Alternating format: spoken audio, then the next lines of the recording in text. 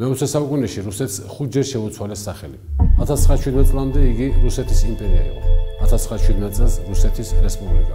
1918-დან 22 წლამდე რუსეთის საბჭოთა ფედერაციული სოციალისტური რესპუბლიკა. 1922-დან 91 წლამდე საბჭოთა კავშირი, ხოლო 1993 წლიდან რუსეთის ფედერაცია. ამ ქვეყანამ 4 ჯერ გამოიცვალა სახელმწიფო ჰიმნი. თუ საუკუნის დასაწყისში ღმერთო მეფე დაეფარა იყო, შემდეგ იგი მარსელიოზამ შეცვალა. ცოტა ხანში ქვეყნის სიმბოლო ინტერნაციონალი გახდა. ბოლოს ცნობილი საბჭოთა ჰიმნი მიიღეს, რომლის მოდერნიზებული ვარიანტი დღევანდელ რუსეთში ახლაც მოქმედებს.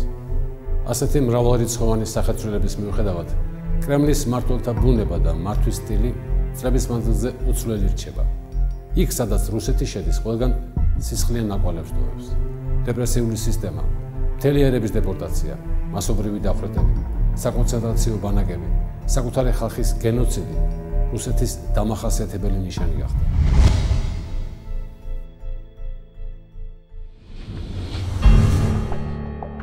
ხალხის წინააღმდეგ რეპრესიული მანქანა ბოლშევიკებმა 1917 წლის გადატრიალებისთანავე ამუშავეს. ქვეყანა წითელი ტერორის ტალღამ წალეგა.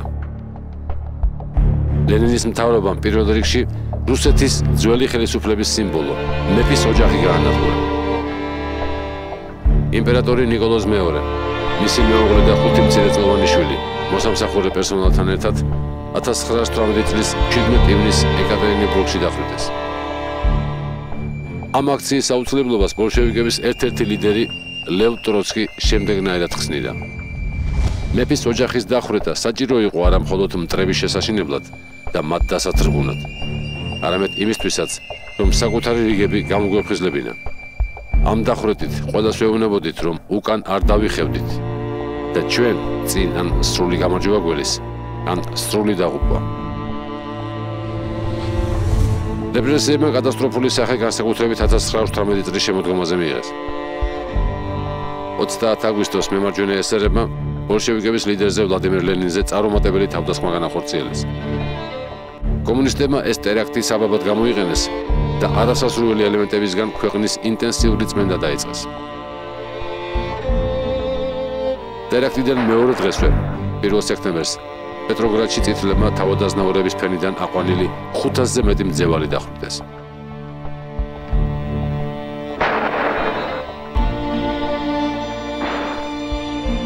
5 სექტემბერს ბოლშევიკებმა ქვეყნის მართვის საშუალებად წითელი ტერორი ოფიციალურად გამოაცხადეს.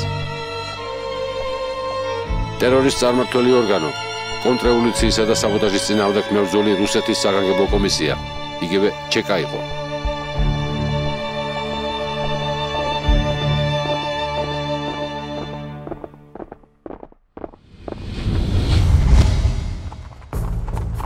კომუნისტები ხელისუფლების შენარჩუნებას ყველა მეთოდით ცდილობდნენ და ნებისმიერ მოწინააღმდეგეს უმოწყალოდ ანადგურებდნენ. იდევნებოდნენ პოლიტიკური მოწინააღმდეგეები და მთელი სოციალური კლასები. აიკრძალა ყველა პოლიტიკური პარტია. გამოგარაშეთ გამოცხადდა ბურჟუაზია როგორც კლასი. რეპრესიები დაიწყო ეკლესიის წინააღმდეგ.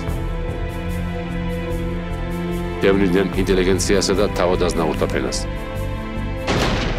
აპატიმრებდნენ და ხვრეტდნენ ყველას, ვინც ოდნავ მაინც არ ეთანხმებოდა ბოლშევიკების კურსს.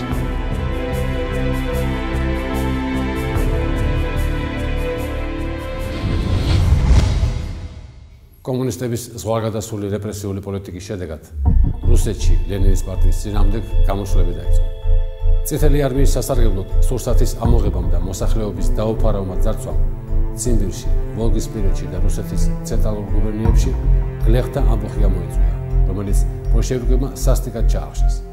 დაიხოცა ათობით ათასი გლეხი, უფრო მეტი ბოლშევიკების ტყვეობაში აღმოჩნდა. ციხეები დაპატიმრებულებს ვერ იტევდნენ. ამ პრობლემების გადასაჭრელად წითლებმა სამოქალაქო ტყვეებისთვის საკონცენტრაციო ბანაკები შექმნეს, სადაც ურჩი გლეხები შელებეს. გლეხების მსგავსად საბჭოთა ხელისუფლების წინააღმდეგ გამოდიოდნენ მუშებიც. პეტროგრადის, ტულის, ბრიანსკის ქარხნებში, სადაც წარმოება პრაქტიკულად სამხედრო რეჟიმზე იმყოფებოდა, მშენებმა მუშებმა გაფიცვები მოაწყვეს. შედეგი აქაც იგივე იყო. კომუნისტებმა უკმაყოფილოთა ნაწილი დახვრიტეს ნაწილი კი დაავადნენ. უამრავი სისხლის, სახელმწიფო პოლიტიკის რანგში აყვანილი მკვლელობებისა და სასტიკი სადამსჯელო მეთოდების წყალობით კომუნისტებმა ძალაუფლება შეინარჩუნეს. მათ შეძლეს როგორც თეთრი მოძრაობის მიერ ორგანიზებული სამხედრო საფრთხის, ასევე უცხოური ინტერვენციის განეიტრალება და სამოქალაქო ომი მოიგეს. ბოლშევიკების მმართველობის პირველივე წლები ქვეყნისთვის დამანგრეველი აღმოჩნდა. იმ სივრცეში, რომელსაც ადრე რუსეთის იმპერია ერქვა, 10 მილიონზე მეტი ადამიანი დაიღუპა. მათგან სამოქალაქო ომის ფრონტებზე 1,5 მილიონი ჯარისკაცი განადგურდა. თითქმის იგივე რაოდენობა მოხდა ტერორის, ბანდიტიზმის და დარბევების შედეგად. 6 მილიონამდე მოქალაქე შიმშილმა და ეპიდემიებმა იმსხვრდლეს. განსაკუთრებით დაზარალდა ვოლგისპირეთის რაიონები, სადაც შიმშილი ისეთი ძლიერი იყო, რომ იგი ხშირად კანიბალიზმში გადადიოდა. Там такая хуторская система, 2-3 двора таких дом. Приходимо ми, а там людей немає, всі поумирали. От в Полтавській області, де вже нас привезли. Около дома підходимо, там один труп, за хатою другий, на печі в хаті там іще труп і так далі. Були трупи. Там сплошні були трупи. По 3, по 4, по 5, по 6. Сім'я померла вся, нікуди не виїхала. І там осталась. 2,5 მილიონი ადამიანი, რომელიც რუსეთის კულტურულ, ფინანსურ და სამხედრო ელიტას წარმოადგენდა, ემიგრაციაში აღმოჩნდა. ადამიანური მსხვერპლის გარდა, სამოქალაქო ომმა უზარმაზარი დარტყმა მიაყენა ქვეყნის ეკონომიკას. არეულობისა და ქაოსის წლებში რუსეთის ზარალმა საერთო ჯამში 50 მილიონ ოქროს რუბლს მიაღწია. გარდა ამისა, დეგრადაცია განიცადა სამოქალაქო საზოგადოებამ. ომმა და რელიგიის წინააღმდეგ წარმოებულმა კამპანიამ მთლიანად მოარყია საზოგადოების მორალურ-ეთიკური ნორმები. ადამიანი ისე შეეჩვია ბოლშევიკების მიერ დამკვიდრებულ ძალადობის სისტემას, რომ მას ცხოვრების ჩვეულებრივ ნორმად განიხილავდა. რუსეთში ძალაუფლების გამყარების შემდეგ ძალადობრივი სისტემა კომუნისტებმა ავტომატურად ყოფილ ვასალებზე გადაიტანეს და ძველი იმპერიის აღდგენა შეუდგნენ. ლენინის პარტიის ყველაზე პრიორიტეტულ მიმართულებას უკრაინა წარმოადგენდა. 1918 წლის იანვარში უკრაინამ დამოუკიდებლობა გამოაცხადა. მაგრამ ახალგაზრდა რესპუბლიკა მაშინვე ინტენსიური ბრძოლის არეალი გახდა.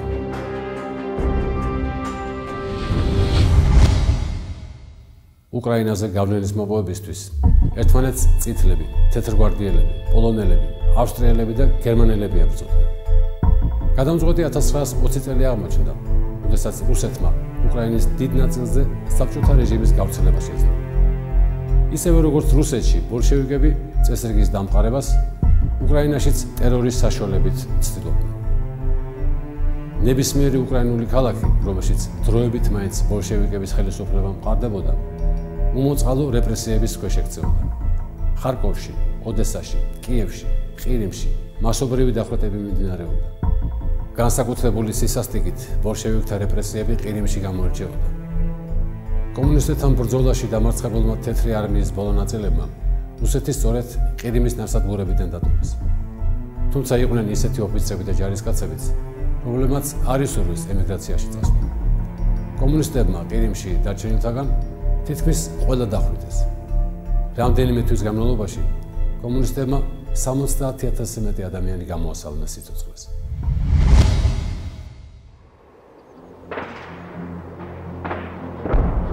უკრაინის დამოშილების შემდეგ კომუნისტებმა საბჭოთა რეჟიმის ექსპორტი პოლონეთშიც სცადეს. თუმცა 1920 წელს დაწყებული პოლონური კამპანია კომუნისტების სრული კრახით დასრულდა.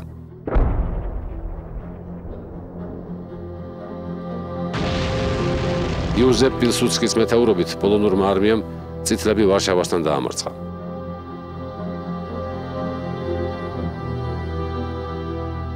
პოლონეთის გარდა ბოლშევიკებმა წარუმატებლობა ფინეთშიც განიცადეს. კრემლმა ფინეთის გასაბჭოება ადგილობრივი კომუნისტების ხელით სცადა. მოსკოვმა ფინეთში წითელი აჯანყება მოაწყო, რის შემდეგაც კომუნისტებმა დედაქალაქ ჰელსინკისთან ერთად ქვეყნის მნიშვნელოვანი ნაწილის დაკავებაც მოახერხეს. კონტროლირება ტერიტორიაზე წითელი ტერორი ამოქმედა. რამდენიმე თვეში ფინელმა ბოლშევიკებმა 3000-მდე ადამიანი დახვრიტეს. მაგრამ დიდი მცდელობების მიუხედავად, კრემლმა რუსეთის განახლებული იმპერიის შემადგენლობაში ფინეთის დაბრუნება მაინც ვერ მოახერხა. მარშალ კარლ გუსტავ მანერჰეიმის ხელმძღვანელობით ფინელმა პატრიოტებმა წითლების დამარცხება შეძლეს და ქვეყნის დამოუკიდებლობა შეინარჩუნეს. ეს დამოუკიდებლობა ფინელებს დაახლოებით 20,000 ადამიანის სიცოცხლის ფასად დაუჯდა.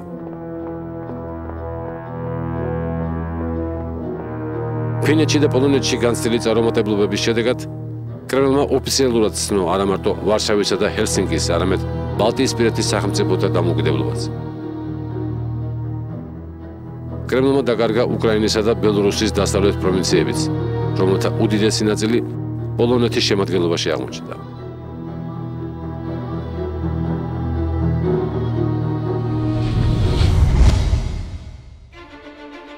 1920 წლისთვის ბოლშევიკებმა აქტიური სამხედრო მოქმედებები დაიწყეს კავკასიისა და შუა აზიის მიმართულებითაც. ოქტომბრის გადატრიალებისთანავე ჩრდილოეთ კავკასიაში პერმანენტული ომი მიმდინარეობდა. კავკასიელებს, რომლებმაც რუსეთისგან დამოუკიდებლობა გამოაცხადეს და ჩრდილოეთ კავკასიის მთელ ხალხთა რესპუბლიკა შექმნეს, ედროულად ბოლშევიკებისა და დენიკინის თეთრგვარდიელებს წინააღმდეგ უწევდათ ბრძოლა. 1920 წლის იანვარში ბოლშევიკებმა დენიკინის წინააღმდეგ კავკასიის ფრონტზე შეტევა განახორციელეს. ერთ თვეში კომუნისტებმა დაიკავეს ყუბანის, სტავროპოლის, ტუაფსეს და გროზნოს ოლქები. მარტში წითელი არმია თითქმის მთლიანად აკონტროლებდა ჩრდილოეთ კავკასიას.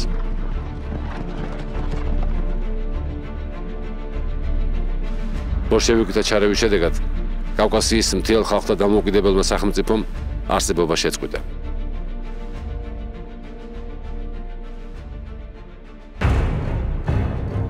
$1920 წლის აპრილში წითლები უკვე აზერბაიჯანში შეიჭრნენ. გამოგონილი კომუნისტური აჯანყების დასახმარებლად ბაქოში შესულმა რუსულმა არმიამ აზერბაიჯანის დემოკრატიული რესპუბლიკის მთავრობა დაამხო და ქვეყანაში საბჭოთა რეჟიმი დაამყარა. ქვეყნის ოკუპაციისთანავე ბოლშევიკებმა სპეციალური დირექტივა გამოსცეს, რომელიც არასასრული პირებისაგან აზერბაიჯანის წმენდას ითვალისწინებდა.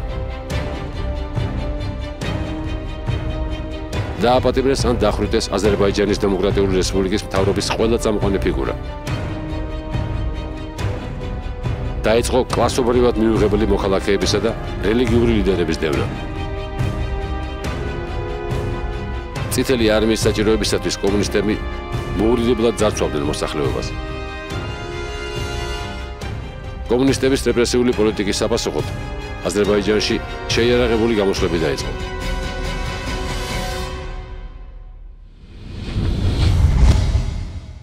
$1920 წლის 25 მაისს ამბოხმა იფეთქა განჯაში. აჯანყებულებმა ქალაქში დისლოცირებული წითელი არმიის ნაწილები გაანაიტრალეს და საკუთარი მმართველობა დააწესეს. ბოლშევიკების რეაქციამ არ დააყოვნა. ქალაქს 4 დღის განმავლობაში ბომბავდა. აჯანყება სიცხში ჩაახშეს.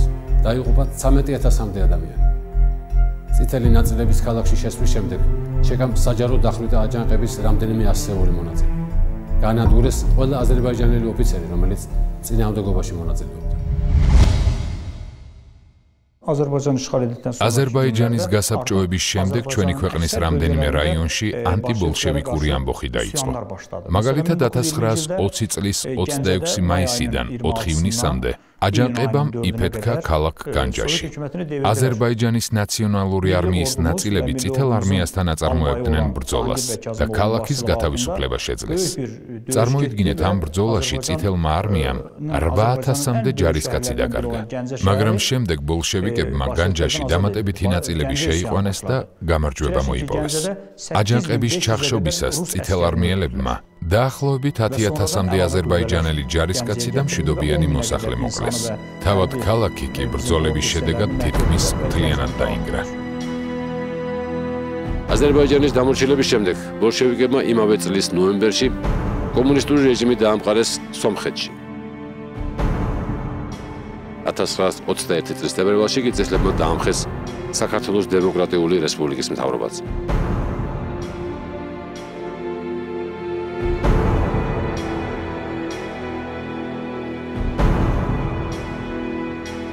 გასაბჭოება მიმდინარეობდა შუა აზიაშიც. 1917 წლის ოქტომბრის გადატრიალების შემდეგ კრემლის კონტროლიდან გამოვიდა ბუხარის ემირატი, აგრეთვე კოკანდისა და ხივის სახანოები, რომლებიც მანამდე მოსკოვთან ვასალურ დამოკიდებულებაში იყვნენ. 1917 წლის შემოდგომაზე ბოლშევიკური რუსეთის ხელშეწყობით ტაშკენტში ადგილობრივმა კომუნისტებმა შეიარაღებული გამოსვლები მოაწყვეს და ძალაუფლება ხელში აიღეს. რამდენიმე თვეში შუა აზიაში თურქესტანის საბჭოთა რესპუბლიკა ჩამოყალიბდა. ამით მოსკოვმა შუა აზიის მთლიანი გასაბჭოებისთვის ძლავრი პლაცდარმი შექმნა. 1920 წლის თებერვალში წითელი არმია ხივის სახანოში შეიჭრა და იქ საბჭოთა ხელისუფლება გამოაცხადა. მიუხედავად წინააღმდეგობისა, სულ მალე იგივე ბედი გაიზიარა ბუხარის ემირატმაც. ემირატის დედაქალაქს წითელი არმია არტილერიისა და ავიაციის გამოყენებით რამდენიმე დღის განმავლობაში უმოწყალოდ ბომბავდა, რის შედეგადაც დაიღუპა რამდენიმე ათასი მშვიდობიანი მოქალაქე. ბოლშევიკებმა ძირშივე მოსმეს შუა აზიაში დამოუკიდებელი სახელმწიფოების ჩამოყალიბების პროცესი.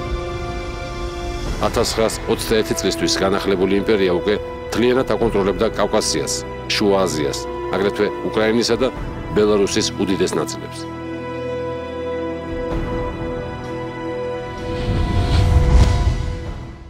თუ რუსეთში კომუნისტები ძირითადად მხოლოდ თავის კლასობრივ მოწინააღმდეგეებს ებრძოდნენ, დამორჩილებულ რეგიონებში ბოლშევიკები კლასობრივ მტრებთან ერთად ეროვნულ საწყისსაც ანადგურებდნენ. წითლები მთლიანად ანგრევდნენ ადგილობრივი მოსახლეობის ყოფას, ებრძოდნენ რელიგიას, ზნეჩვეულებებს, ართმევდნენ კერძო საკუთრებას, დევნიდნენ პატრიოტულ ძალებს, ფიზიკურად უსწორდებოდნენ დამოუკიდებელი სახელმწიფოების მთავრობებს. ძალდატანებითმა გასაბჭოებამ, დამცირებამ და აუტანელმა ყოფამ სულ მალე ადგილობრივ მოსახლეობაში უდიდესი წინააღმდეგობა გამოიწვია. ხალხი დამოუკიდებლობის დაბრუნებას იარაღით ხელში ცდილობდა. შუა აზიაში საბჭოთა კავშირთან შეიარაღებული დაპირისპირება თითქმის 20 წელი მიმდინარეობდა და იგი მხოლოდ 1942 წელს შეწყდა. ბოლშევიკების წინააღმდეგ მებრძოლებს საბჭოები ბასმაჩებს ეძახდნენ. შუა აზიაში კი ისინი მოჯაჰედებად, ანუ ურწმუნოების წინააღმდეგ მებრძოლებად იწოდებოდნენ. ამოხებულები წითელი არმიის რეგულარულ ნაწილებთან ღია ბრძოლას გავარბოდნენ და პარტიზანული მეთოდებით მოქმედებდნენ. მოჯაჰედები თავს ესხმოდნენ საბჭოთა დაწესებულებებს, კლავდნენ კომუნისტ აქტივისტებს, კომისრებს და კოლაბორაციონისტებს. 1918 წელს ასეთი რაზმები ძირითადად ფერგანის ოლქში მოქმედებდა. მაგრამ საბჭოთა წყობის გავრცელებასა და მოსახლეობის შევიწროებასთან ერთად მოჯაჰედების მოძრაობა მალე მთელ შუა აზიას მოელო. 1920-21 წლებისთვის პარტიზანები გამოჩნდნენ სამარყანდის, ბუხარის, ყარაყუმის და ხორეზმის რეგიონებში. ზოგიერთი რაზმის შემადგენლობაში 1000-მდე მებრძოლიც კი ირიცხებოდა. საბჭოეთმა შუა აზიის დამორჩილება უდიდესი სისხლის ფასად შეძლო. 1922-23 წლებისთვის წინააღმდეგობის თითქმის ყველა მსხვილი კერა ლიკვიდირებული იყო. ბასმაჩების მეთაურთა ნაწილი ბოლშევიკებმა გაანადგურეს, ნაწილი კი ემიგრაციაში აღმოჩნდა. 1924 წელს ფართომასშტაბიანი აჯანყება დაიწყო საქართველოში, რომლის მიზანსაც ქვეყნის დამოუკიდებლობის აღდგენა წარმოადგენდა. შეიარაღებული გამოსვლების მომზადებას და განხორციელებას საქართველოს ანტისაბჭოთა პარტიების ინტერპარტიული იატაკქვეშა გაერთიანება, საქართველოს დამოუკიდებლობის კომიტეტი იგივე დამკომი ხელმძღვანელობდა. 28 აგვისტოს აჯანყებულებმა ხელში ჩაიგდეს რამდენიმე ქალაქი, მაგრამ ბოლშევიკებმა სწრაფად შეძლეს ვითარების განეიტრალება. მიუხედავად იმისა, რომ ამბოხებულებს ქართული საზოგადოების უდიდესი ნაწილი უჭერდა მხარს, იგი მაინც დამარცხდა. ორკვირიანი ბრძოლების შემდეგ წითელი არმიისა და ჩეკას ნაწილებმა აჯანყება სისხლში ჩაახშეს. საერთო ჯამში საბჭოეთმა 12000-მდე ადამიანი დახვრიტა. განადგურდა ეროვნულ-პოლიტიკური ოპოზიციის უდიდესი ნაწილი. ოფიცრები, თავადაზნაურობის, ინტელიგენციის, სამღვდელოების, გლეხობის და სამოქალაქო საზოგადოების საუკეთესო წარმომადგენლები.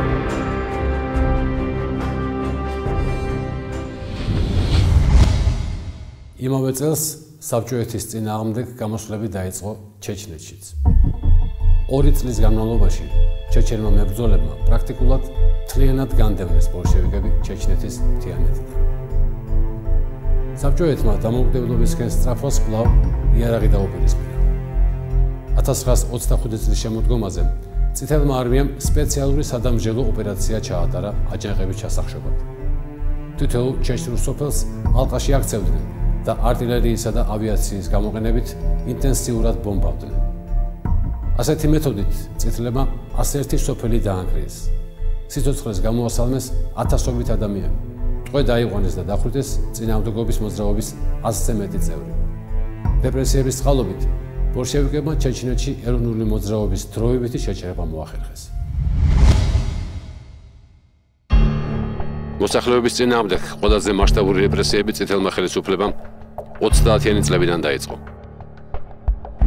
ბოლშევიკები სოფელზე კონტროლის დაწესებას ცდილობდნენ და ამ მიზნით კოლექტივიზაციის სისტემა შეიმუშავეს.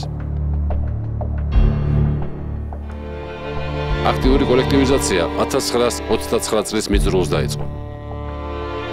გლეხს კოლექტივში შესვლას, პირადი ქონების ჩაბარებას და კოლმეურნეობაში თითქმის უფასოდ შრომას აიძულებდნენ. იძულების მეთოდმა სოფლებში პროტესტი გამოიწვია. უკანყოფილების ყველაზე დიდი ხარისხი უკრაინაში იყო. ზოგიერთ რაიონში უკრაინის დამოუკიდებლობის ლოზუნგებიც კი გაჩნდა. უკრაინელები კომუნისტებს იარაღი დაუპირისპირდნენ. ეს გამოსვლები ბოლშევიკებმა სისხლში ჩაახშეს. 1930 წელს უკრაინაში 300,000-ზე მეტი ადამიანი დააპატიმრეს. ნაწილი დახვრიტეს, დანარჩენი კი საკონცენტრაციო ბანაკებში შეყარეს. თუმცა უკრაინის დასამორჩილებლად ბოლშევიკებმა მხოლოდ რეპრესიების საკმარისად არ მიიჩნიეს. 1933 წლის ზამთარში ბოლშევიკებმა უკრაინული სოფლები ხორბლისგან და საკვები პროდუქტებისგან მთლიანად დაცალეს. შემდეგ უკრაინის საზღვრები არმიის საშუალებით чакетეს და მშიერ ხალხს საკვების შოვნის ყველანაირი сაშუალება წაართვეს. Вы понимаете, это было страшное зрелище такое. Люди пухлые, люди безразличные. Человек упал, и да, голодный упал, никто даже не интересуется. Площадь привокзальная, вот если подивитесь и сейчас, все люди лежали, эти пухлые из села, голодные. Вот.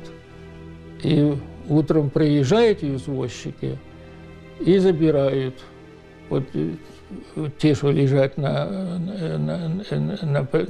площади привокзальной, и везут за город эти трупы.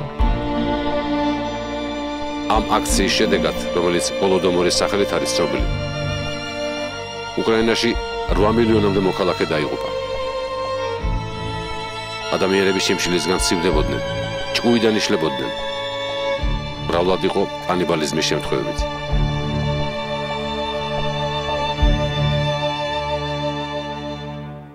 Украинское движение и вот те силы, которые жили в Украине. ამ საშინელი აქციით საბჭოთა ხელისუფლებამ გაანადგურა ის უკრაინული მოძრაობა და ძალა, რომელსაც შეეძლო დამოუკიდებელი უკრაინული სახელმწიფოს აშენება.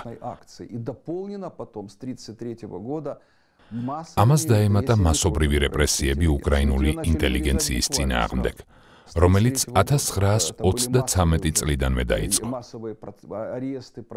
მათ აპატიმრებდნენ და სოლოვკის კუნძულებზე საკონცენტრაციო ბანაკებში ასახლებდნენ.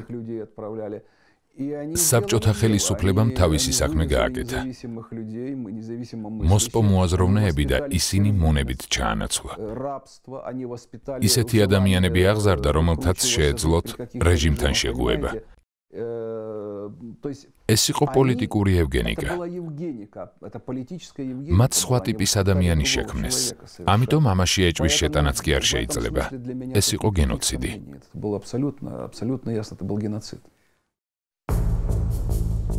კომუნისტების მიერ დაწყებული კოლექტივიზაციის შედეგად შიმშილი დაიწყო ჩრდილოეთ კავკასიაში, ყუბანში, ცენტრალურ რუსეთში, ყაზახეთში. საკუთარი მიზნის მისაღწევად ბოლშევიკებმა მშვიდობიან პერიოდში მილიონობით ადამიანი შიმშილით შეგნებულად მოსწეს.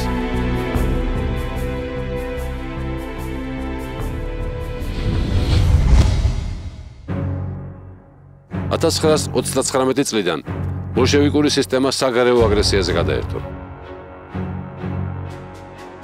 მე-20 საუკუნის 30-იანი წლების ბოლოს ევროპაში კარდინალური ცვლილებები დაიწყო.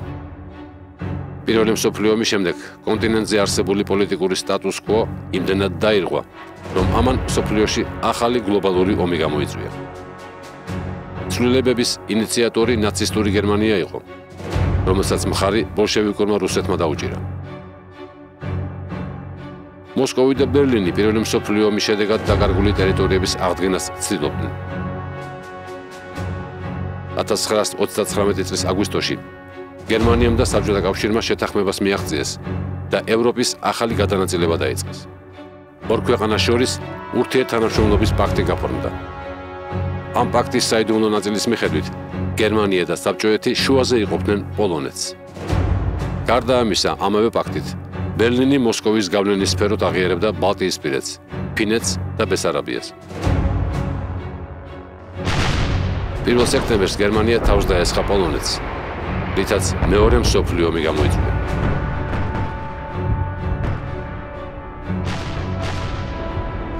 სექტემბერს საბჭოთა კავშირმა გერმანიასთან შეთანხმებით პოლონეთში ინტერვენცია დაიწყო.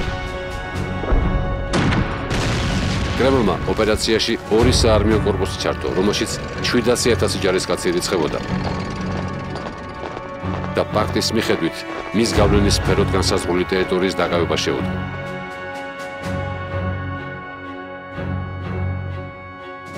ინტერვენციის წინ საბჭოთა კავშირმა ოფიციალური განაცხადი გაავრცელა, რომელსაც პოლონეთში შეჭრა უნდა გაემართლებინა. პოლონური სახელმწიფო დაიშალა და აღარ არსებობს.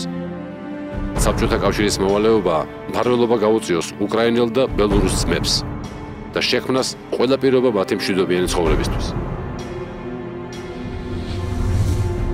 პოლონეთმა ორმაგ დარტყმას ვერ გაუძლო და დანებდა. როგორც სახელმწიფო იგი რუქიდან საერთოდ გაქრა. საბჭოთა კავშირის შემადგენლობაში აღმოჩნდა დასავლეთ უკრაინისა და დასავლეთ ბელარუსის ნაწილი, რომელიც შესაბამისად ბელარუსისა და უკრაინის საბჭოთა სოციალისტურ რესპუბლიკებს შეუერთეს.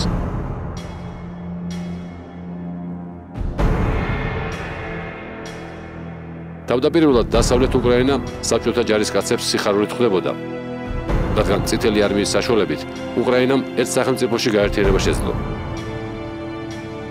გარდა ამისა, ღარიბი მოსახლეობა კრემლის პროპაგანდის ქვეშ იყო მოქცეული და მართლა ეგონა, რომ საბჭოები შემოერთებულ ტერიტორიაზე ხალხის სასიკეთო რეფორმებს გაატარებდნენ.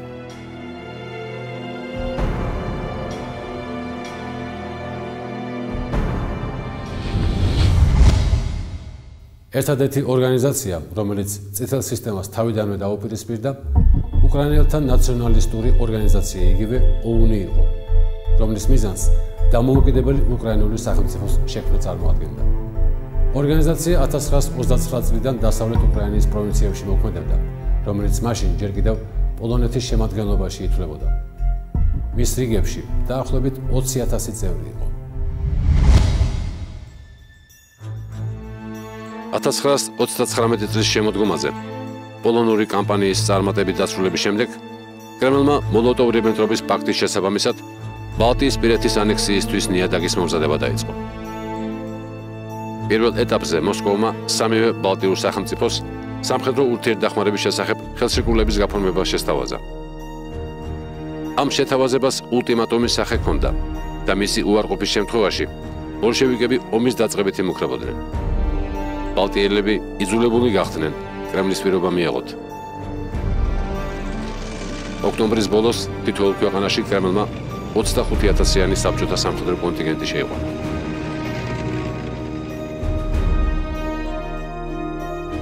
Actually, the Baltic states were in an impossible position.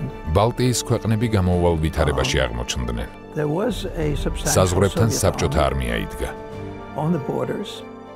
იმ დროს სტალინმა და ჰიტლერმა უკვე დაასრულეს პოლონეთის დაპყრობაც და განაწილებაც. Germany wouldn't have ასეთ come დროს to კი რა our თქმა aid. უნდა გერმანია ჩვენ არ დაგვეხმარებოდა. So the Baltic ასე რომ governments, ბალტიის სახელმწიფოების მთავრობებმა საბჭოთა კავშირთან ხელშეკრულება მათზე განხორციელებული პროვოკაციებისა და ზეწოლის შედეგად გააფორმეს. სამწუხაროდ იმ ვითარებაში ეს ერთადერთი გამოსავალი იყო. ბალტიისპირეთის შემდეგ მოსკოვმა ფინეთის დაპყრობაც სცადა, მაგრამ ფინელთა გმირული წინააღმდეგობის გამო მისი მცდელობა უშედეგოდ დასრულდა. საბჭოეთმა ფინეთის მნიშვნელოვანი ტერიტორიის ოკუპირება შეძლო, მაგრამ მანერჰეიმის ეროვნული მთავრობის შეცვლა და ჰელსინკიში საბჭოთა რეჟიმის დამყარება ვერ მოახერხა.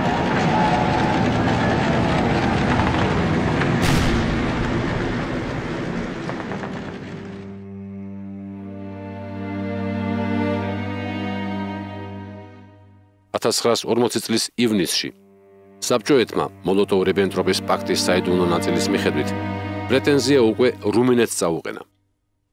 მოსკოვმა ბუქარესტს ბესარაბიისა და ჩრდილოეთ ბუკოვინის გადმოცემა მოსთხოვა.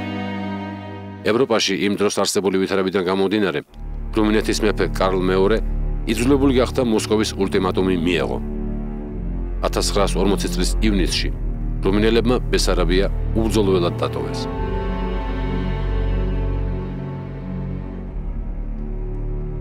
ბესარაბიის პარალელურად საბჭოეთი ბალტიისპირეთის სრულ გასაბჭოებას შეუდგა. 1940 წლის ზაფხულში კრემლმა ლატვიაში, ლიტვაში და ესტონეთში დამატებითი საარმიო ნაწილები შეიყვანა და ადგილობრივ მთავრობებს გადადგომა აეძულა. სულ მალე სამივე სახელმწიფოს სოციალისტური რესპუბლიკის სტატუსი მიანიჭეს და საბჭოთა კავშირს შეუერთეს.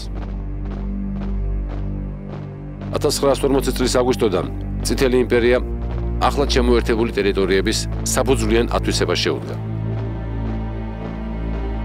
ბესარაბიაში, ბალტიისპირეთის ქვეყნებში, აგრეთვე დასავლეთ უკრაინასა და ბელორუსიაში გასაბჭოების აქტიური პროცესი დაიწყო.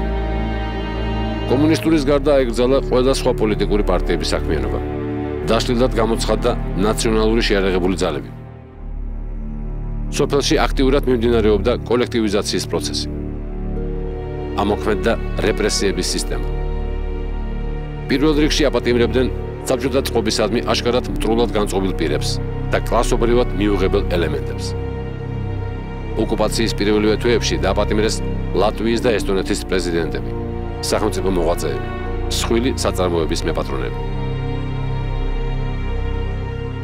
განსაკუთრებული სისასტიკით კრემლი პოლონური არმიის ოფიცრებს გაუსწორდა, რომლებიც ოკუპაციის შედეგად საბჭოთა ტყვეობაში აღმოჩნდნენ. ამ ოფიცერთა უმეტესობა ოსტაშკოვსკის, კოზელსკის და სტარობელსკის საკონცენტრაციო ბანაკში მოხვდნენ. 1940 წლის გაზაფხულზე საბჭოთა ხელისუფლებამ მათი ლიკვიდაცია გადაწყვიტა. სასიკვდილო განაჩენის მოტივაციად საბჭოთა კავშირის მიმართ პოლონელი ოფიცრების სიძულვილი და თავისუფალი პოლონეთის აღდგენის სურვილი დასახელდა. 1940 წლის 5 აპრილიდან 12 მაისამდე სმოლენსკის, კიევის და კალინინის რაიონში არსებულ ტყვეთა ბანაკებში საბჭოთა რეჟიმმა საერთო ჯამში 21,000 ადამიანი დახვრიტა. ამ ტრაგედიას მსოფლიო კატინის სახელით იწვევს.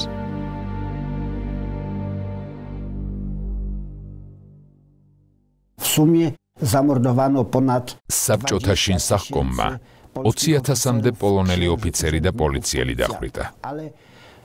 ისინი არ იყვნენ მხოლოდ კადრის ოფიცრები. აქ იყვნენ ისინიც, ვინც ომის დაწყების დროს გაიწვიეს რეზერვიდან. მათი უმეტესობა ინტელიგენციის წარმომადგენელი იყო. ექიმები, მეცნიერები, მწერლები, ინჟინრები, ადვოკატები. ეს იყო უდიდესი დანაკლისი პოლონეთისათვის. საწყის ეტაპზე საბჭოთა ხელისუფლება რეპრესიებს ქაოსურად ატარებდა. თუმცა ცოტა ხანში კრემლმა ახალი ტერიტორიების გასაწმენდად სპეციალური გეგმა შეიმუშავა. ამ გეგმით 1941 წლის 22 მაისიდან 20 ივნისის ჩათვლით ბალტიისპირეთის, მოლდოვის, დასავლეთ უკრაინის და ბელორუსის ტერიტორიებიდან ციმბირის საკონცენტრაციო ბანაკებში ყველა იმ პირის იზოლევითი დეპორტაცია იგეგმებოდა, ვისაც საბჭოთა სისტემა საეჭვოდ თვლიდა. დეპორტაციის პროცესი 4 ტალღად განხორციელდა. ასახლებდნენ ყოფილ ჟანდარმებს, პოლიციელებს, სამხედროებს, სახელმწიფო აპარატის მოსამსახურეებს, გამოჩენილ საზოგადო მოღვაწეებს, ინტელიგენციის წარმომადგენლებს, კერძო მესაკუთრეებს. საერთო ჯამში ბალტიისპირეთიდან 45,000, ხოლო მოლდოვიდან 30,000 ადამიანი გაასახლეს. დეპორტირებულთა ყველაზე დიდი ციფრი დასავლეთ უკრაინასა და ბელორუსში იყო, სადაც რეპრესირებულთა რაოდენობამ მოსახლეობის 10% შეადგინა. საერთო ჯამში 1941 წლის აქციის დროს საბჭოთა რეჟიმმა 200,000-მდე ადამიანის დეპორტაცია შეძლო. წითელი ტერორის შედეგად ახალ ტერიტორიებზე ანტისაბჭოთა განწყობა მკვეთრად გაიზარდა. 1941 წლის 22 ივნისს, ანუ დეპორტაციის დასრულებიდან 2 დღის შემდეგ, ნაცისტური გერმანია თავს დაესხა საბჭოთა კავშირს. ვერმახტის ნაწილებმა საზღვართან წითელი არმიის წინააღმდეგობა სწრაფად გატეხეს და ქვეყნის სიღრმეში დაიძინეს. მოკლე დროში ნაცისტებმა წინ 300 კილომეტრით წაიწიეს. ალყაში აღმოჩნდა და ტყვედ ჩავარდა 300,000-მდე საბჭოთა ჯარისკაცი. საბჭოთა სისტემამ ყველა ისინი მოღალატეებად გამოაცხადა. სტალინის განცხადებით, ჩვენ არ გვყავს სამხედრო ტყვეები, ჩვენ გვყავს სამშობლო მოღალატეები. სახელმწიფოს ასეთმა მიდგომამ ტყვედ ჩავარდნენ ჯარისკაცებს სამშობლოში დაბრუნების შანსი ძირშივე მოუსპო. ომის დაწყებისთანავე ბალტიისპირეთშიც და დასავლეთ უკრაინაშიც საბჭოთა კავშირის წინააღმდეგ შეიარაღებული გამოსვლები დაიწყო. ლიტვაში იატაკქვეშა ორგანიზაციის ლიტვის აქტივისტების ფრონტის წევრებმა ჯერ კიდევ ვერმახტის შემოსვლამდე წითლებისგან გაათავისუფლეს ქალაქი კაუნასი და იქ ლიტვის დროებითი მთავრობა ჩამოყალიბეს.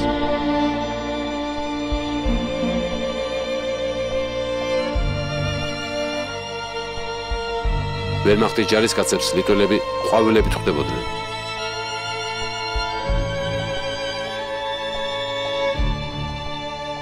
Депортация, убийство заключенных и гражданских лиц. დეპორტაციამ და სამოქალაქო პირების მასობრივმა დახვრეტამ 1941 წლის ივნისში ლიტვის საზოგადოებამ მძიმე ვითარებაში ჩააყენა. ლიტველებმა დაინახეს თუ რა სახის ოკუპანტი იდგა მათ ქვეყანაში 1 წლის განმავლობაში. მართალია საბჭოთა კავშირს ლიტვის დატოვება მოუწია, მაგრამ არავინ იცოდა თუ როგორი საოკუპაციო ძალა შემოვიდოდა ქვეყანაში. საზოგადოების დიდი ნაწილი მაშინ დემორალიზებული იყო და ამიტომაც თავიდან ჩათვალეს, რომ თითქოს ლიტვა გერმანელებმა გაათავისუფლეს. მაგრამ რამდენიმე კვირის შემდეგ ყველა მიხვდა, რომ აქ წითელი ოკუპანტები ყავისფერმა ოკუპანტებმა შეცვალეს. На смену красного оккупанта пришел коричневый оккупант. 22 ივნისს გამთენიისას ლვოვთან შეტაკება დაიწყო წითელ არმიასა და ოუნის მებრძოლებს შორის, რომელიც 1 კვირის მანძილზე მიმდინარეობდა. გერმანული არმიის სწრაფი წინსვლის გამო საბჭოთა ხელისუფლება დასავლეთ უკრაინის ციხეებში მყოფი პოლიტპატიმრების ევაკუირებას ვერ ასწრებდა. ამიტომ საბჭოებმა მათი ადგილზე დახვრეტა გადაწყვიტეს. პატიმართა ძირითად ბირთვს OUN-ის წევრები შეადგენდნენ. საერთო ჯამში შინსახკომმა დასავლეთ უკრაინის ციხეებში 7000-მდე პატიმარი დახვრიტა და სიჩქარეში მათი გვამები ადგილზევე დატოვა.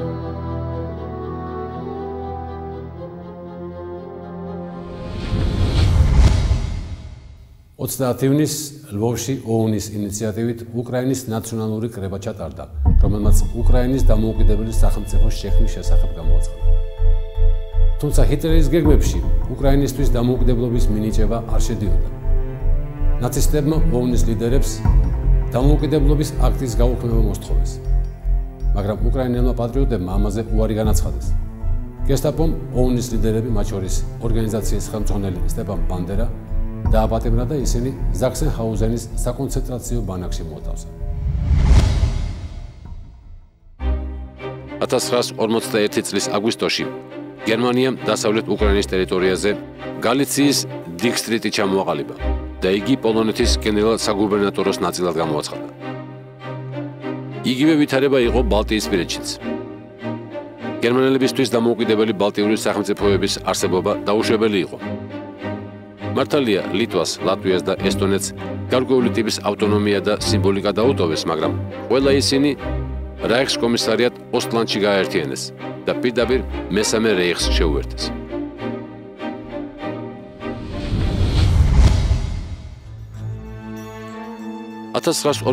წელს დასავლეთ უკრაინის ტყეებში OUN-ის ხელმძღვანელობით შეიარაღებული ფორმირებები შეიქმნა, რომელიც სულ მალე არმიად იქცა. მას შემოკლებით UPA, უკრაინის ამბოხებულთა არმია ერქვა.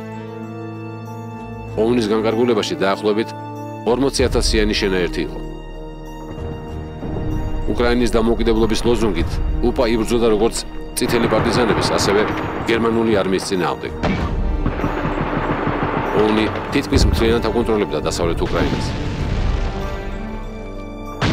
მათ წინააღმდეგ გერმანელებმა რამდენიმე დივიზია გადაისროლეს, მაგრამ ვერმახტმა წარმატებას ვერ მიაღწია.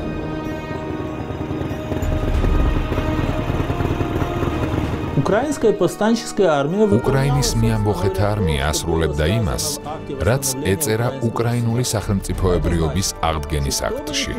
ეს კი ნიშნავდა, რომ ვინც არ უნდა მოსულიყო ამ მიწაზე, ყველასთვის საჭირო იყო ბრძოლა უკრაინის სახელმწიფოსთვის. მოვიდნენ გერმანელები, რომლებსაც არ სურთ უკრაინული სახელმწიფო.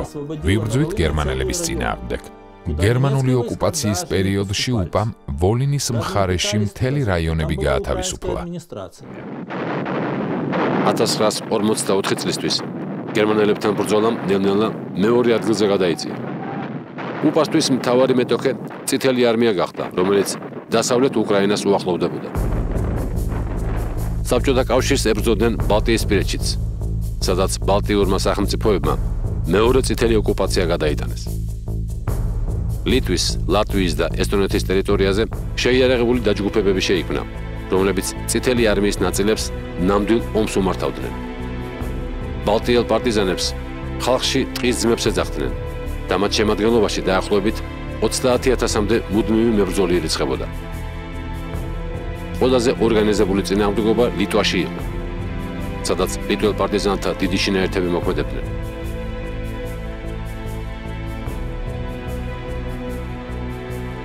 Братцы идут русские. Мы отошли. ვიღაცამ დაიძახა ძმებო, რუსები მოდიან. ჩვენ სადღაც 100 მეტრით დავიხიეთ უკან.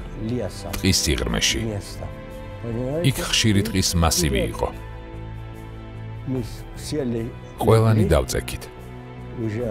ჩავსაფრთით და იარაღი მოვამზადეთ. ხედავთ მართლა მოდიან რუსები. ერთი ჯარისკაცი, მეორე, მესამე და ბოლოს კი ოფიცერი. პირდაპირ ჩვენსკენ მოდიოდნენ. ჩვენ ცეცხლი გავხსენით. ბრძოლა ხანმოკლე იყო. მაგრამ რუსული გარნიზონის 5 ჯარისკაცის განადგურება მაინც მოვახერხეთ. ჩვენთვის კი შეტაკება მშვიდობიანად დასრულდა. არც ერთი მებრძოლი არ დაგვიკარგავს. იგივე ვითარება იყო დასავლეთ უკრაინაშიც. UPA-ს პარტიზანული რაზმები ხელს უშლიდნენ დასავლეთ უკრაინაში საბჭოთა წყობის რესტავრაციას. მოსახლეობას მოუწოდებდნენ არ ემსახურათ წითელ არმიაში, არ ჩაწერილიყვნენ კოლმეურნეობებში. სასტიკად უსწორდებოდნენ კოლაბორაციონისტებს, თავს ესხმოდნენ საბჭოთა დაწესებულებებს და საარმიო ნაწილებს.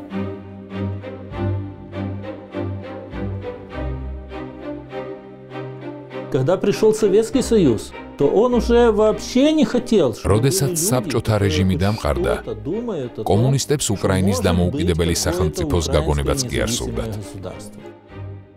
ამიტომ რეპრესიები შეეხო პრაქტიკულად ყველას, ვინც ოდნავ მაინც ეჭვს იწვევდა და ვინც საბჭოთა სისტემას პოტენციურ საშიშროებად განიხილავდა. ყველა ეს პიროვნება მოსპობას ექვემდებარებოდა. ამიტომ ასეთი პირებისთვის საბჭოთა სისტემასთან კომპრომისი უბრალოდ არ არსებობდა. მოლაპარაკებას აზრი არ ჰქონდა. ისინი უბრალოდ ხელში იარაღს იღებდნენ და საბჭოეთთან საბრძოლველად მიდიოდნენ.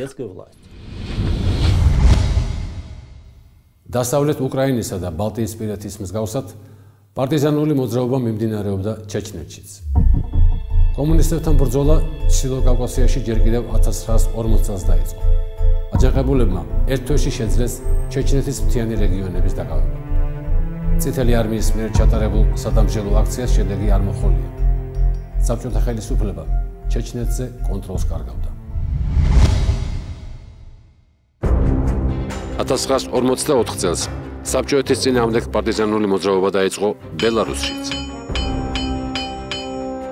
წითელ ნაწილებს ბელარუსის განმათავისუფლებელი არმია ებრძოდა, რომელსაც მიხაილ ვიტუშკო ხელმძღვანელობდა.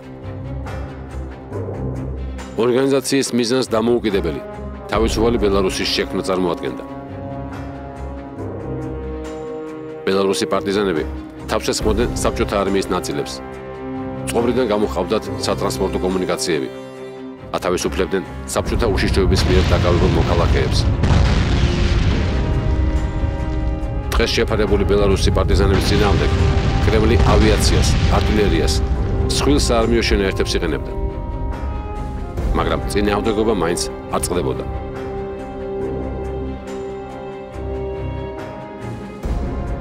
ბოლშევიკების წინააღმდეგ მიმართულმა პარტიზანულმა მოძრაობამ, რომელიც საბჭოთა კავშირის ერთდროულად რამდენიმე რეგიონს მოიცავდა, ისეთი მასშტაბები მიიღო, რომ კრემლი იძულებული გახდა მათი ლიკვიდაციისთვის სერიოზული ღონისძიებებისთვის მიემართა. ყველა ამ პარტიზანულ მოძრაობას ნაციონალური სახე ჰქონდა და იგი ადგილობრივ მოსახლეობაში უდიდესი მხარდაჭერით სარგებლობდა. მოსკოვმა პარტიზანების დასუსტება სწორედ მოსახლეობაში მათი დასაყრდენის მოშლით დაიწყო. პირველი ოპერაცია ჩეჩნეთში ჩატარდა. 1944 წელს საბჭოთა რეჟიმმა მთელი ერის დეპორტაცია განახორციელა. 23 თებერვალს ოპერაცია ჩეჩევიცის ფარგლებში ჩეჩნები და ინგუშები სატვირთო ვაგონებში შეყარეს და შუა აზიაში გადაასახლეს. ყაზახეთისა და ყირგიზეთის უდაბნოებში 650,000 ადამიანი აღმოჩნდა. ჩეჩნეთ-ინგუშეთის რესპუბლიკა გაუკაცრიელდა. გადარჩა მხოლოდ ის, ვინც თავი მთებში აფარა. მოსახლეობის მხარდაჭერის გარეშე დარჩენილ აჯანყებულებს ბოლშევიკები სწრაფად გაუსწორდნენ.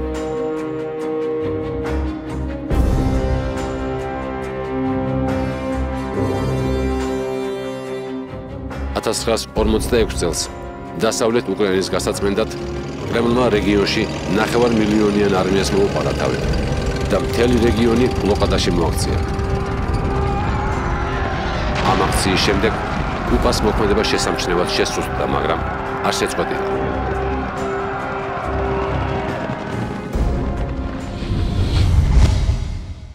ჩეჩნეთის მსგავსად კრემლმა დასავლეთ უკრაინაში და ბელარუსში პარტიზანთა მხარდამჭერი მოსახლეობის დეპორტაცია დაიწყო. ციმბირის ბანაკებში ათასობით გლეხის ოჯახი გაისტუმრეს. განსაკუთრებით აქტიურად დეპორტაციის მეთოდს საბჭოეთი ბალტიისპირეთში იყენებდა. 1944-დან 59 წლამდე კომუნისტებმა ლიტვაში, ლატვიაში და ესტონეთში 7-ჯერ ჩაატარეს დეპორტაციის ოპერაცია. ამ მხრივ ყველაზე მასიური აქცია 1959 წელს იყო, როდესაც ციმბირში დაახლოებით 140,000 ადამიანი გადაასახლეს. პარტიზანები მოსახლეობაში დასაყრდენის გარეშე დარჩნენ და მათი ბრძოლა თანდათან შეწყდა. 1952 წელს ლიტველი ტყის ძმების მეთაურმა ადოლფას რამანაუსკასმა პარტიზანული მოძრაობის შეჩერების ბრძანება გასცა. თუმცა წინააღმდეგობის მცირე კერები ბალტიისპირეთში 60-იანი წლების დასაწყისამდე ჯერ კიდევ არსებობდა.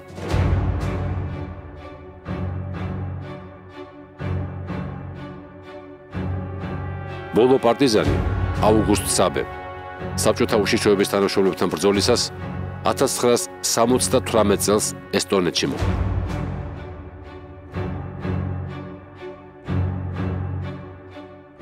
1950 წელს შინსახკომის ჯარებთან შეტაკების დროს დაიღუპა უპას ხელმძღვანელი გენერალი რომან შუხევიჩი. ამის შემდეგ უპა როგორც ერთიანი სამხედრო მექანიზმი პრაქტიკულად აღარ არსებობდა. საბჭოთა უშიშროების სამსახურმა უპა ოუნის განადგურება 1959 წელს დაასრულეს, როდესაც სუკის აგენტმა ბოგდან სტაშინსკიმ მიუნხენში ოუნის ხელმძღვანელი სტეპან ბანდერა მოკლა. С военной точки зрения, та борьба, которую вела украинская повстанческая армия, სამხედრო თვალსაზრისით ის ბრძოლა, რომელსაც უპა აწარმოებდა საბჭოთა კავშირის წინააღმდეგ, თავიდანვე განწირული იყო. და ამას საკმაოდ კარგად აცნობიერებდნენ იუნის ადგილობრივი ლიდერებიც და ზოგადად უპას სამხედრო ხელმძღვანელობაც. მათ ეს ესმოდათ, მაგრამ მიუხედავად ამისა ისინი მაინც იბრძოდნენ და მათი უმრავლესობა ტყვედ არ ბარდებოდა. ისინი ტყვეობას ბოლო ტყვიით თავის მოკლას ამჯობინებდნენ, იმიტომ რომ მათთვის წარმოუდგენელი იყო უკრაინის სახელმწიფოებრიობის იდეის ღალატი. ეს მათი სახელმწიფო იყო და ისინი ამისთვის იბრძოდნენ. 1945 წელს გერმანულმა ნაციზმმა მეორე მსოფლიო ომში მარცხი განიცადა. ევროპა ფაშიზმისგან გათავისუფლდა, მაგრამ მის სანაცვლოდ კომუნიზმი მიიღო. აღმოსავლეთ ევროპა ბოლშევიკების გავლენის სფეროდ გადაიქცა. კომუნისტური სისტემა ახალვასალებთანაც იგივე დაუნდობელი მეთოდებით მოქმედებდა. თავისუფლებისკენ სწრაფვის ნებისმიერ მცდელობას იგი სისხლს და ნგრევას უპირისპირებდა. კრემლი თავის ვასალებს მხოლოდ ტანკების ენით ელაპარაკებოდა.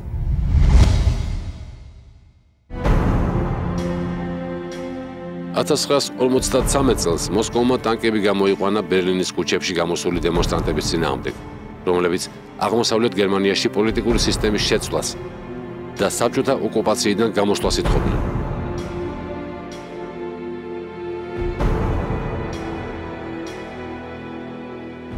შეტაკების შედეგად 125 ადამიანი დაიღუპა და 1000-მდე დაიჭრა.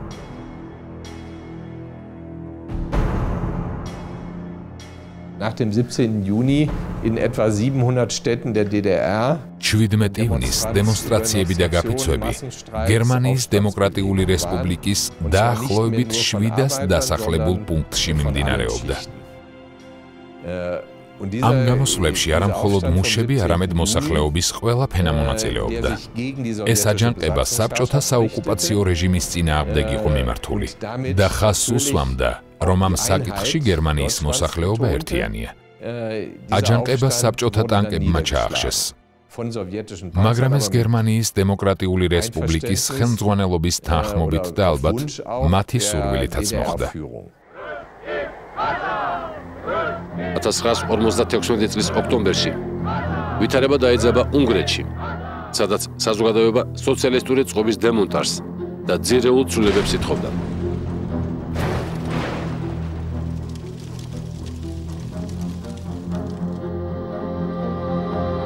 კრემლმა უნგრელთა მოთხოვნებს კვლავ ტანკებით უპასუხა.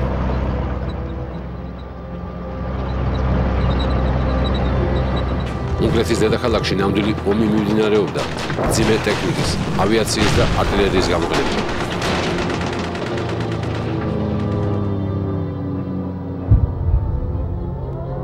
საბჭოთა იმპერიამ უნგრელთა თავისუფლებისკენ სწრაფვა სისხლში ჩაახშო.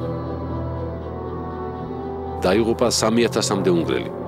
დაიჭრა უამრავი სამოქალაქო პირი.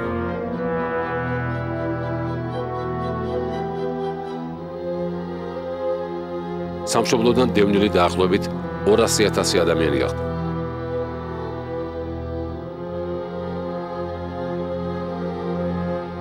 1968 წელს საბჭოთა მძიმე ტექნიკა უკვე ჩეხოსლოვაკიის დედაქალაქში ისროდა. ჩეხოსლოვაკიის მთავრობის მცდელობას ქვეყანაში რეფორმები გაეტარებინა, მოსკოვმა ჩვეული პასუხი გასცა. საბჭოთა ინტერვენციის შედეგად დაიღუპა ჩეხოსლოვაკიის 100-ზე მეტი მოქალაქე. 500-მდე დაიჭრა. საბჭოთა კავშირმა ჩეხოსლოვაკიის მთლიანი ოკუპაცია განახორციელა და მის ტერიტორიაზე 5 დივიზია განალაგა.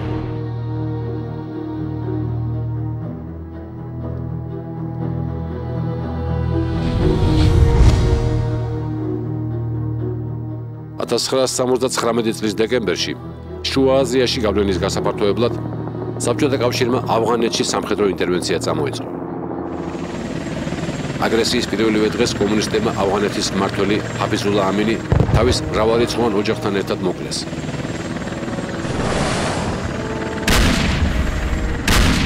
ქვეყანაში ხანგრძლივი ომი დაიწყო, რომელმაც მილიონზე მეტი ადამიანის სიცოცხლე შეიძინა. მიუხედავად ბოლშევიკური სისტემის უკიდურესად აგრესიული ბუნებისა, წითელი იმპერიის მიერ დამონებულ ერებში წინააღმდეგობა მაინც არ წყდებოდა. წინააღმდეგობა ამჟამად უკვე ინდივიდუალური სახე მიიღო და პოლიტიკური სუიციდის ფორმას ატარებდა. 1978 წლის 21 იანვარს კიევის მახლობლად ქალაქ კანევში, სადაც უკრაინელი მწერლის ტარას შევჩენკოს სახლ-მუზეუმი მდებარეობს, პენსიონერმა ოლექსა გირნიკმა რუსეთის მიერ უკრაინის ოკუპაციაზე პროტესტის ნიშნად თავი დაიწყო.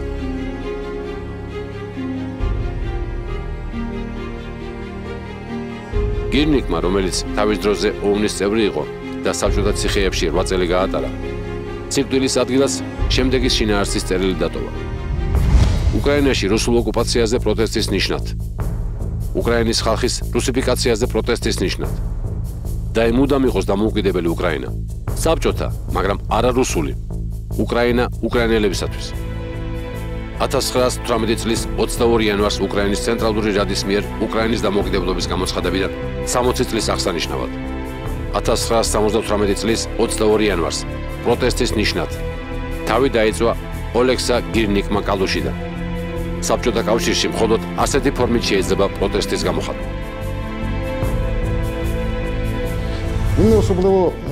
მამა არასოდეს მალავდა თავის ანტისაბჭოთა შეხედულებებს და ამის გამო დედას მუდამ ეშინოდა.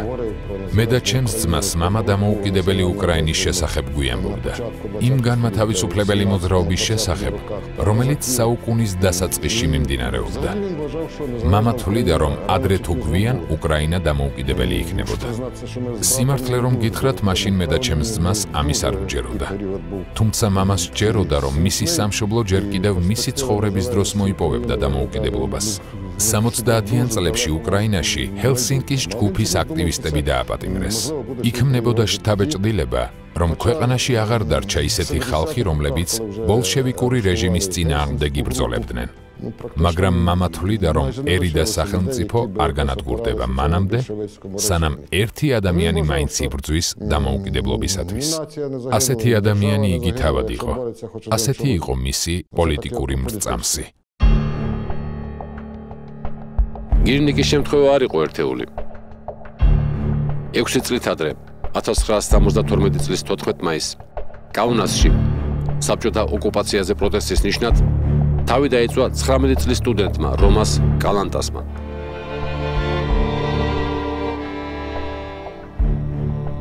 კალანტასის დაკრძალვა კაუნასში სახალხო მანიფესტაციაში გადაიზარდა, რომელიც საბჭოთა რეჟიმმა მილიციის მეშვეობით აღკვეთა.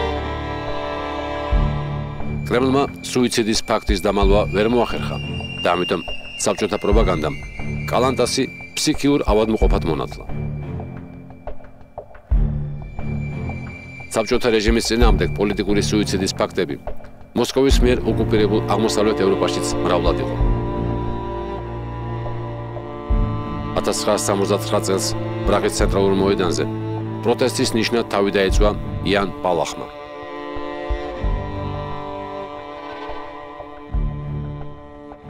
ერთი თვის შემდეგ იგივე ადგილას იგივე გაემეორა კიდევ ერთმა სტუდენტმა იან ზაიცმა. პოლიტიკური სუიციდის ორი შემთხვევა დაფიქსირდა პოლონეთში. ყველა ამ უკიდურეს პროტესტს მხოლოდ ერთი ადრესატი ჰყავდა: რუსეთის წითელი იმპერია, რომელიც ხალხთა დამოუკიდებლობას ძალის გამოყენებით ებრძოდა.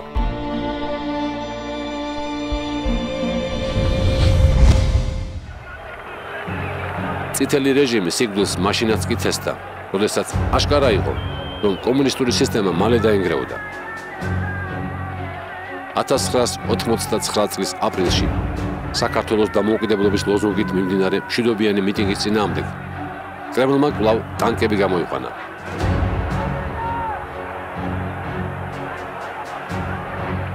სადამსჯელო აქციის შედეგად 20-მდე ადამიანი დაიღუპა. ასობით დაიჭრა და მოიწამლა. ერთი წლის შემდეგ კრემლმა ჯარები შეიყვანა აზერბაიჯანის დედაქალაქშიც. 1990 წლის იანვარში მთიანი ყარაბაღის პრობლემის მოგვარების მოთხოვნით გამართული დემონსტრაცია საბჭოთა სპეცნაზელებმა მთელი სისასტიკით ჩაახშეს.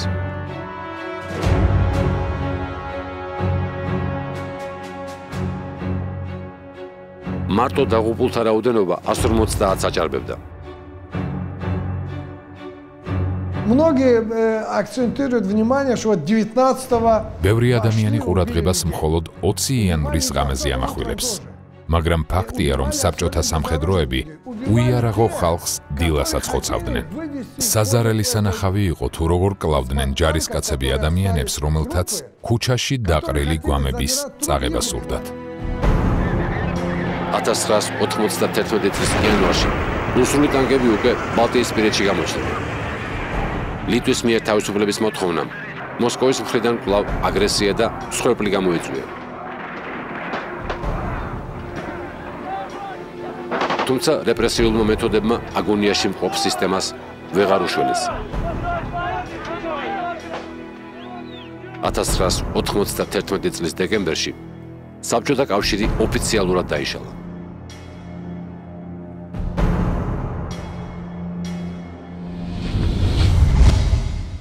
საბჭოთა კავშირის მიერ დანერგილი აგრესია მისმა სამალთან მემკვიდრემ რუსეთის ფედერაციამ გააგრძელა. რუსეთის უშუალო ჩარევით და მისი ინსპირირებით პოსტსაბჭოთა სივრცეში რამდენიმე შეერაღებული კონფლიქტი წარმოიშვა. საომარი მოქმედებები დაიწყო აფხაზეთში, ცხინვალის რეგიონში, დნესტრისპირეთში, მთიან ყარაბაღში. მოსკოვის მიერ გაჩაღებულ დაპირისპირებას 10,000-ობით ადამიანი შეეწირა. მთლიანად მოიშალა საომარ ზონაში მოხვედრილი რეგიონების ინფრასტრუქტურა. დევნილი გახდა მილიონამდე ადამიანი. მოსკოვმა სისხლში ჩაახშო ჩეჩნეთის სწრაფვა დამოუკიდებლობისაკენ. ჩეჩნების დასამორჩილებლად კრემლმა ორი სრულმასშტაბიანი ომი განახორციელა.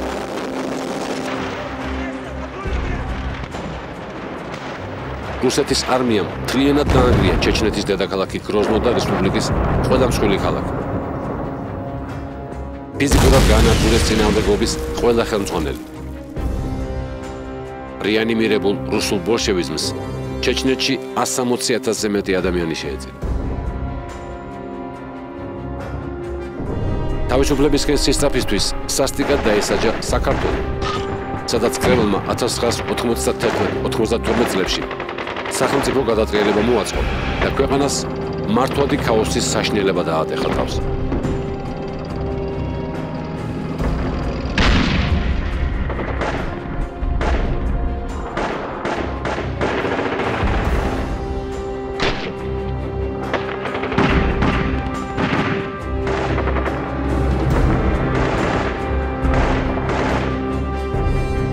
აფხაზეთსა და ცხინვალის რეგიონში ინსპირირებულ შეიარაღებულ დაპირისპირებას 10,000 ადამიანის სიცოცხლე შეეწირა. კრემლის ჯარების უშუალო მეთაურობითა და მონაწილეობით მოწყობილი ეთნიკური წმენდის შედეგად დაახლოებით 9 მილიონი ადამიანი იძულებული გახდა თავისი სახლ-კარი დაეტოვებინა. ისინი დღემდე დევნილებად რჩებიან.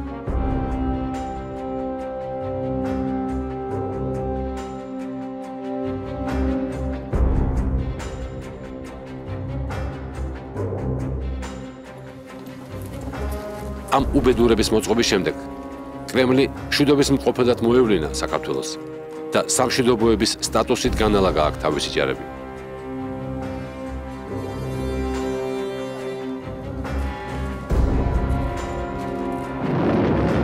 2008 წლის აგვისტომდე მოსკოვი ამგვარი ვითარების შენარჩუნებას ახერხებდა. თუმცა აგვისტოს აგრესიის დროს მთელმა საერთაშორისო საზოგადოებამ ნათლად დაინახა კრემლის რეალური სახე. 2008 წლის აგვისტოში რუსეთმა საქართველოს წინააღმდეგ ღია აგრესია განახორციელა, რომელიც მიზნად საქართველოს საგარეო ორიენტაციის შეცვლას და პროდასავლური მთავრობის ჩამოგდებას ითვალისწინებდა. ამ აგრესიით საქართველო მოსკოვის ორბიტას უნდა დაბრუნებოდა. 5 დღიანი ბრძოლების შემდეგ რუსეთმა მართალია საქართველოს ტერიტორიის 20%-ის ოკუპირება შეძლო, მაგრამ მთავარი ამოცანა ვერ შეასრულა და საქართველომ დამოუკიდებლობა შეინარჩუნა.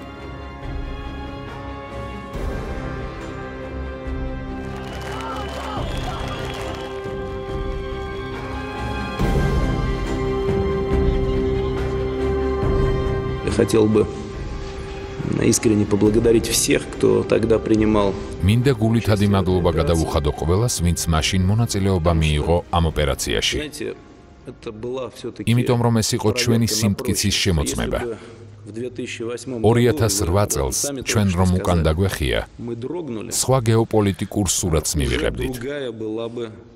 რადგან მთელი რიგი ქვეყნებისა, რომელთა შეთრევასაც ხელოვნურად ცდილობდნენ, ჩრდილო ატლანტიკურ ალიანსში უკვე იქ იქნებოდნენ. ამ აგრესიის შედეგად დაიღუპა საქართველოს 500-მდე მოქალაქე. დაიჭრა და დასახით შრდა 2000-ზე მეტი. 130,000-ზე მეტი ადამიანი დევნილი გახდა.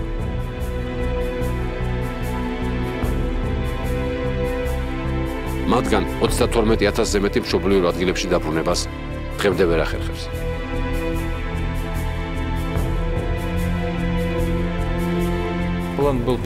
გეგმა გენშტაბმა სადღაც 2006 წლის ბოლოს მოამზადა და 2007 წლის დასაწყისში იგი ჩემს მიერ უკვე დამტკიცებული იყო. უფრო მეტიც, ამ გეგმის მიხედვით მიმდინარეობდა სამხრეთ ოსეთის მოხალისეთა რაზმების მომზადებაც. თუმცა სიმართლე უნდა ითქვას, რომ ჩვენი სამხედრო სპეციალისტები თვლიდნენ, რომ ეს უსარგებლო საქმე იყო, რადგან მოხალისეების მხრიდან ნებისმიერი ქვეყნის რეგულარული არმიისთვის წინააღმდეგობის გაწევა ისეთი მცირე ქვეყნისთვისაც კი, როგორიც არის საქართველო, შეუძლებელია. მაგრამ მიუხედავად ამისა, აღმოჩნდა, რომ ისინი ეფექტურები იყვნენ და გმირულად იცავდნენ თავის სამშობლოს. 1917 წელს რუსული იმპერია დაინგრა, მაგრამ ბოლშევიკებმა მისი რეანიმირება მოახერხეს. წითელი იმპერია მეფის რუსეთის საზღვრებში აღდგა და თავისი გავლენა კიდევ უფრო გააფართოვა. 1991 წელს კომუნისტების შექმნილი იმპერიაც დაიშალა. ახლა უკვე მის აღდგენას პუტინი ცდილობს. მისი მიზანია იმ სისტემის გაცოცხლება, რომელმაც უპრეცედენტო მასშტაბის უბედურება მოუტანა რუსეთისა და მისი მოსაზღვრე ქვეყნების ხალხებს. შეუძლებელია კრემლის მიერ კაცობრიობის წინაშე ჩადენილი დანაშაულის სრულფასოვანი აღწერა, ან თუნდაც მიახლოებითი სტატისტიკის მოყვანა.